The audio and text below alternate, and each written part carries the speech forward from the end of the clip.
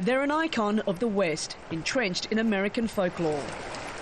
These bison, also known as buffalo, in Yellowstone National Park, are the last direct descendants of the herds which once roamed the prairies by the millions. The bison is part of the Western mystique, the frontier mystique. It's on the seal of the Department of the Interior. It's on the Wyoming state flag. We've put it on our currency. It obviously occupies a place in our cultural fabric that suggests that it's a meaningful animal to us. They were hunted almost to extinction in the late 19th century. Now only a few thousand remain. When winters are rough, they naturally go where they can find food, taking them out of the park.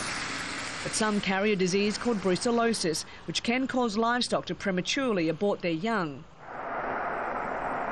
Wandering bison are rounded up and put in pens to stop the disease spreading, and bison that test positive are slaughtered.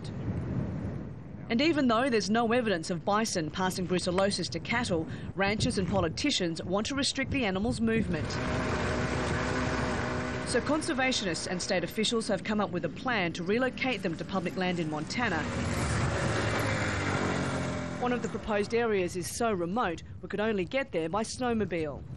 So the bison need more space, more open land, and this would seem to be a possible answer. The Fort Peck Reservation in northeast Montana. But it wouldn't just be a practical solution, because there's a deeply spiritual and cultural connection between the bison and the Native American tribes here. The buffalo or the genetically pure bison out of Yellowstone are probably the closest to our ancestors. Local tribes have built a fence out here, hoping it will become home to 100 head of bison. But those plans have stalled because of legal and political pressures. But still, there's optimism. My hope is high, but I'm hoping that the state of Montana and the legislative branch of the government will see our way, that it could give us a chance and let us try to succeed. The Native American tribes are still waiting to be reunited with an old friend on the land they once shared. Cath Turner, Al Jazeera, Montana.